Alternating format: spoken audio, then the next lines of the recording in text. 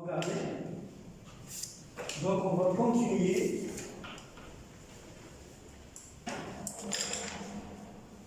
Alors chante.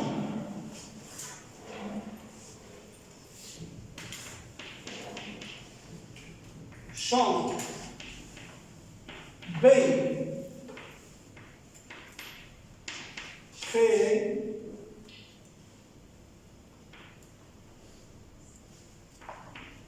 Par.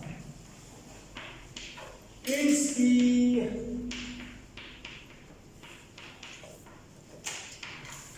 Sur son axe.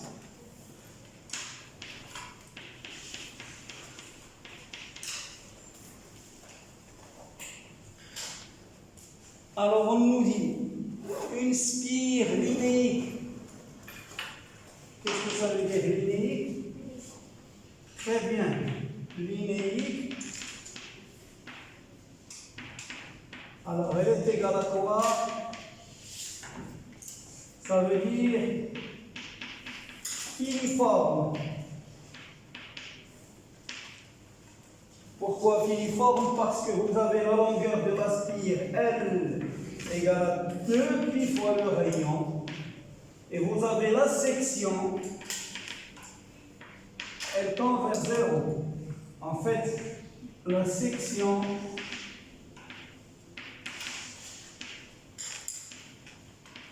est quasi nulle.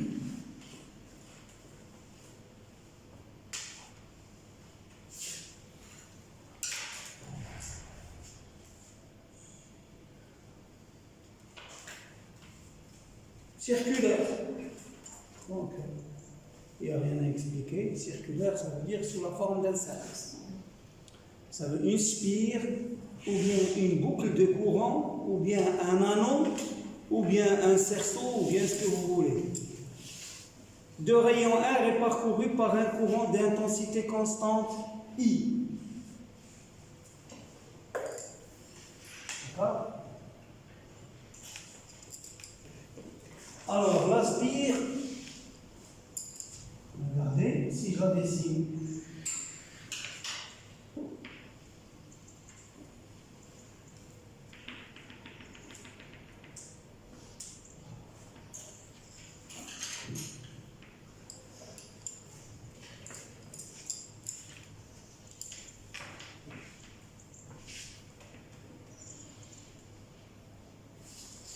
donc vous avez ça, c'est X, ça c'est Y, et ça c'est Z.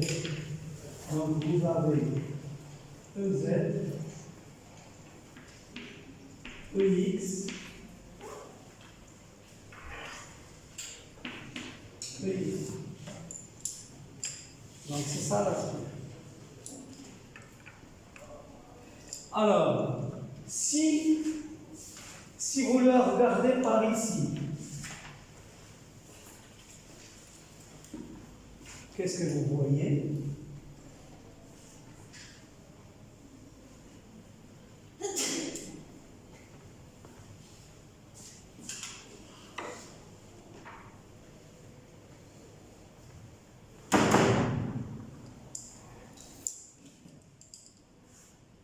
Alors,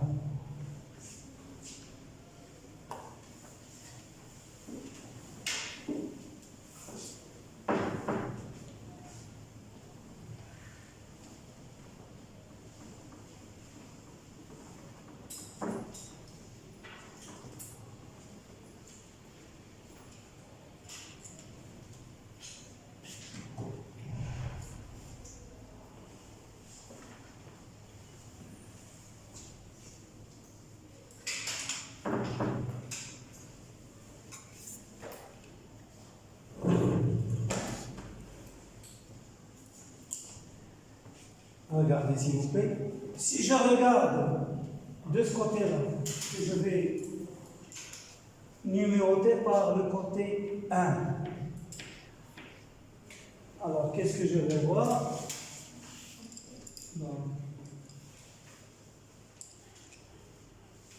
Inspire comme ça. Non.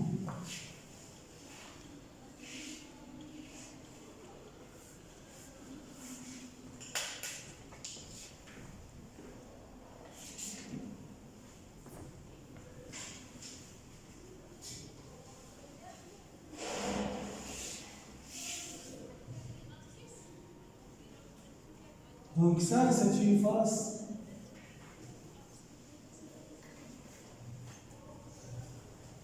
C'est une face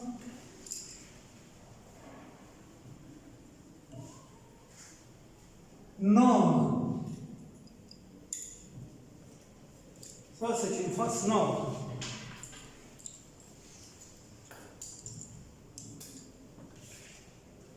D'accord? Par contre, si je regarde du côté gauche, regardez.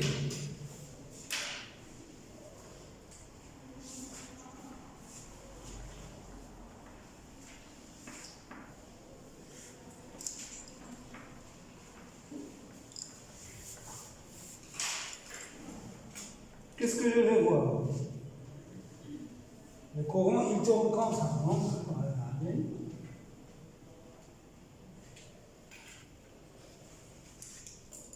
Donc,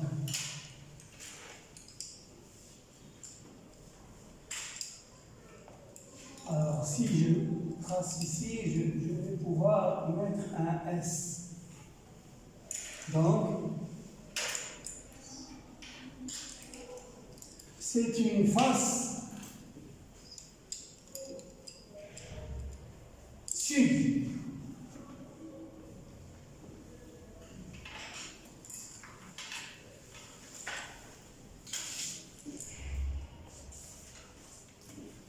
Alors, l'aspire, le conducteur,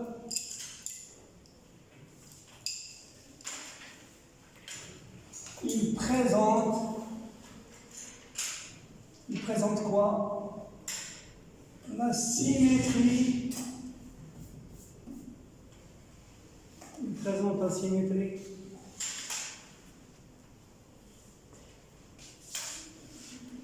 Cartésienne, sphérique, cercle. Oui, donc, puisque c'est un cercle, j'ai un cercle et un axe cylindrique. Donc, le conducteur présente la symétrie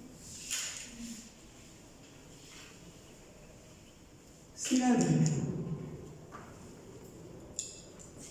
Ça veut dire, si j'ai un point M qui appartient à R3, alors M, il sera repéré par ses coordonnées cylindriques R, θ, Z.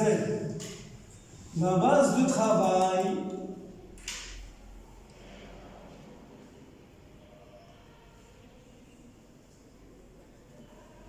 est la base de coordonnées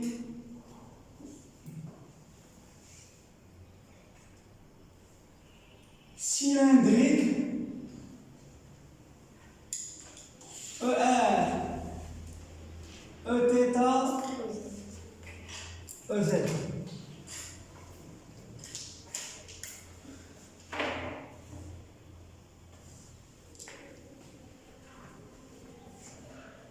Donc ça c'est I.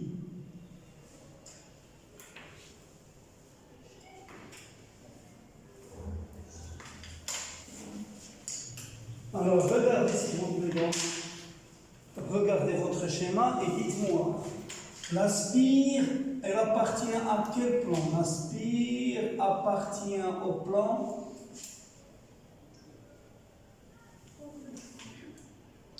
X O Y, X O Z, Y O Z. X O. Très bien.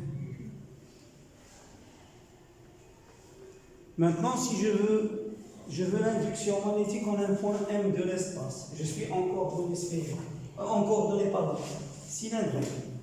Donc, a priori, si je veux P en un point M de l'espace, ça va être BR qui ne dépend que de R, θ, Z, ER, plus Bθ qui ne dépend de R, θ, Z, plus Bz qui ne dépend que de R, θ, Z,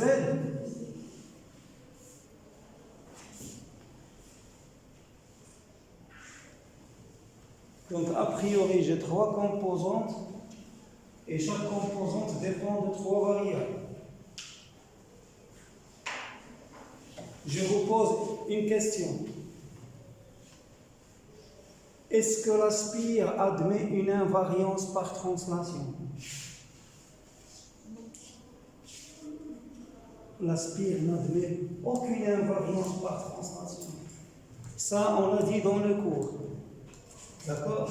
Donc, la spire n'admet aucune invariance par translation.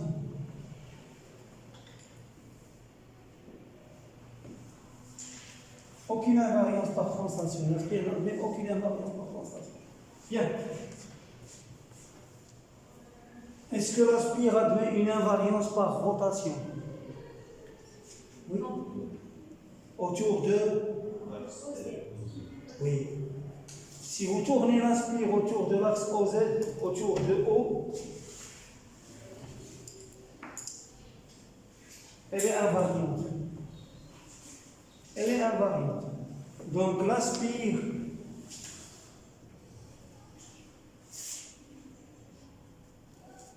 est invariante par rotation autour de EZ. Qu'est-ce que cela veut dire? Si je prends un point M ici, regardez, donc j'ai un point M là, j'ai ici ER, j'ai ici EZ, ER,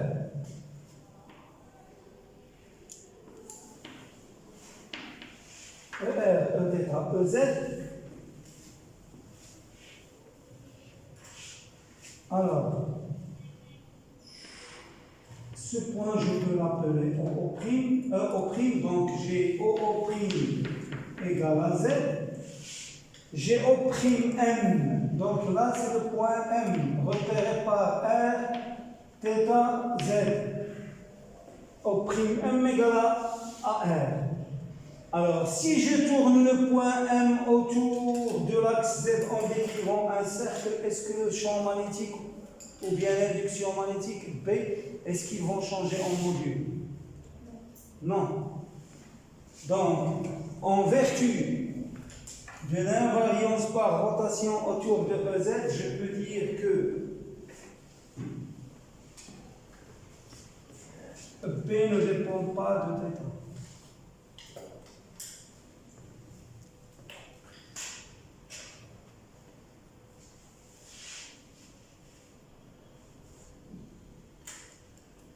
Est-ce que la spire admet un plan de symétrie? Imaginez, vous avez une spire, vous avez un conducteur sous la forme d'un cercle qui est orthogonal au tableau.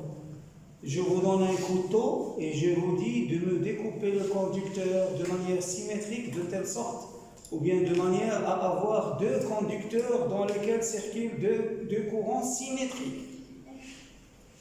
Comment vous allez le... Exact. Vous allez couper le conducteur.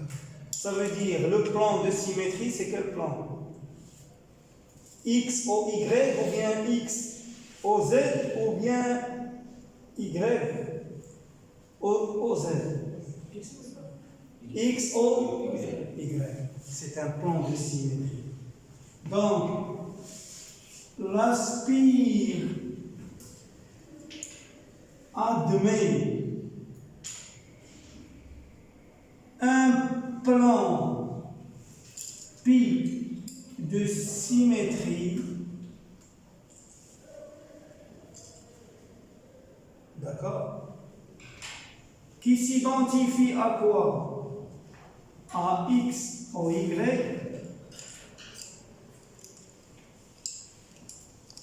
Alors, qui est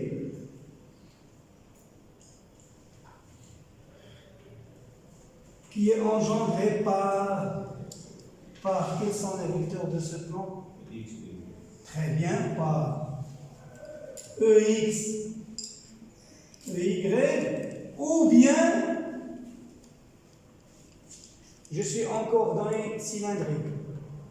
ER, Eθ, ou bien ER, EZ, ou bien EZ, Eθ. Très bien, par ER, Eθ.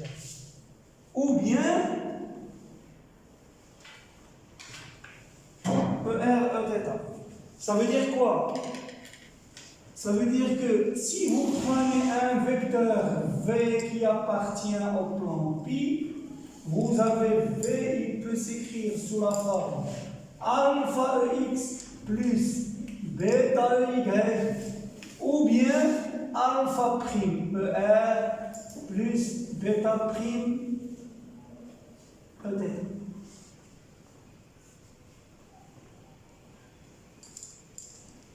D'accord? Maintenant, si vous prenez un point M qui appartient à pi, si M appartenant à pi, alors B au point M, il est orthogonal à pi. Ça veut dire que B au point M, il est orthogonal à ER, et B au point M orthogonal à Eθ. Donc B au point M, c'est quelle composante? S'il est orthogonal à ER, orthogonal à Eθ, Z, qui dépend de R, bien sûr. Z est égal à quoi? 0. Très bien. Multiplié par le vecteur unitaire. Très bien. Sur le plan B, il est dirigé suivant EZ.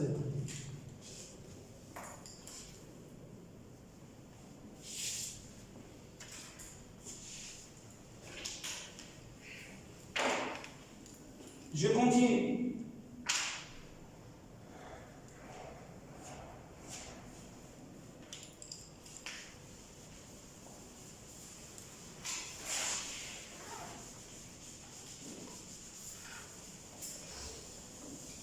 Est-ce que la spirale met un axe de symétrie? Lequel? L'axe de symétrie. Est-ce qu'elle admet un axe de révolution? Ou bien un axe de symétrie de révolution? Quoi?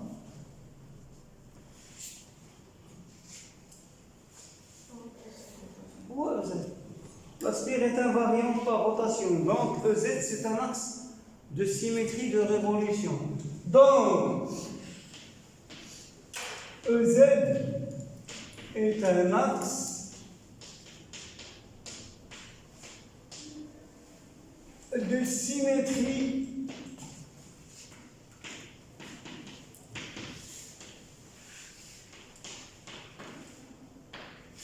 ça veut dire si M appartient à OZ, à cet axe, alors B en M, il est égal à quoi? D'après les propriétés de symétrie. Lorsqu'un point appartient à un axe, donc B en M, il est, je l'ai dit dans le cours, parallèle à l'axe ou bien orthogonal à l'axe. Non? Allah. Parallèle à l'axe. Donc BM, BZ qui va dépendre de quoi? Normalement de R et de Z. Or, sur l'axe R il est égal? Très bien. Sur l'axe R égale à Z.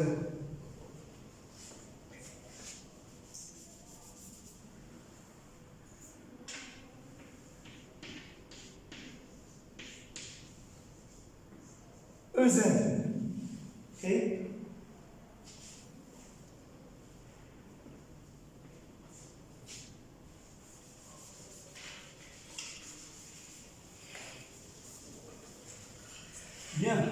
Alors regardez s'il vous plaît.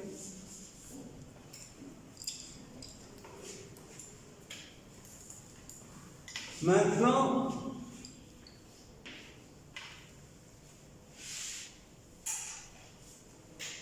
est-ce que la spire admet un plan d'antisymétrie?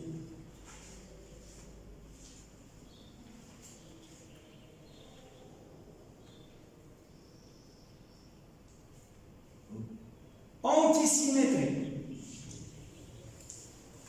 Je vais vous donner un couteau, je vais vous dire, vous allez me couper le conducteur en deux parties symétriques identiques, mais tel que le courant dans l'une, il est l'opposé du courant dans l'autre. C'est-à-dire tel que le courant dans la première partie n'est pas symétrique au courant dans la deuxième partie. N'est pas symétrique. Mais non opposé. Regarde. Voilà la spire.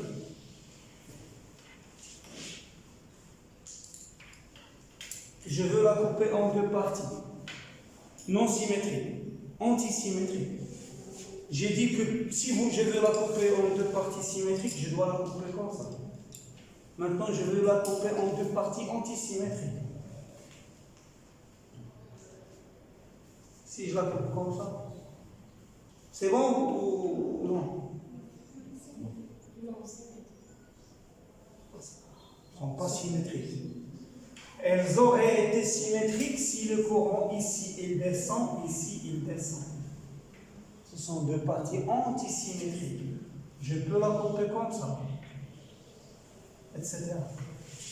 Donc elle admet combien de plans d'antisymétrie? Infinité. Donc la spire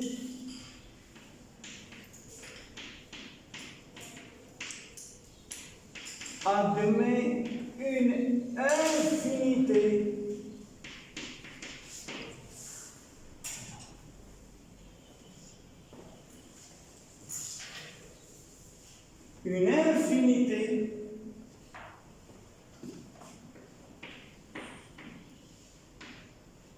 de plans P'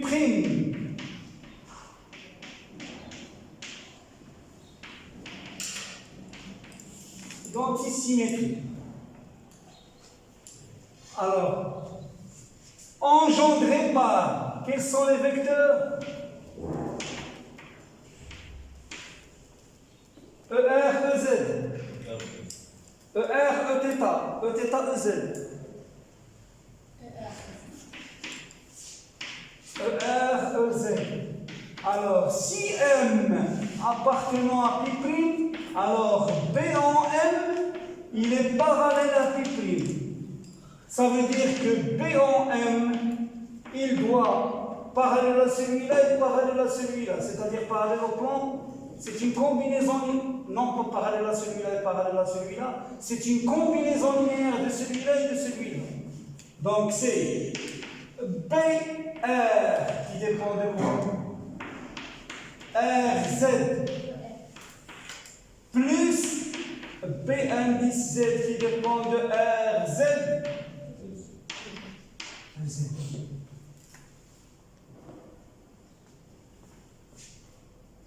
Maintenant, je vais tracer les lignes du chantier. Regardez, donc j'ai une première ligne qui fait comme ça.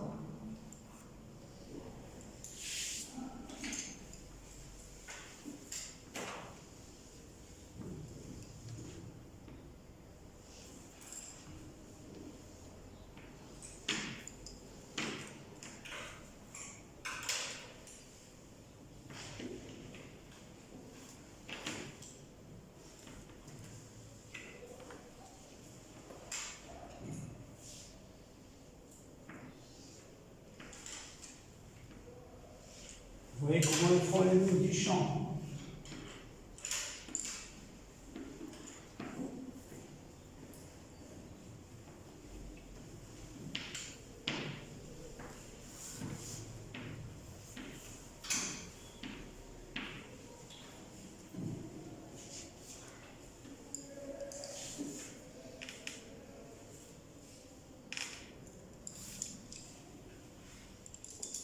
Voilà comment ils font les lignes du chambre. Au voisinage de la spire,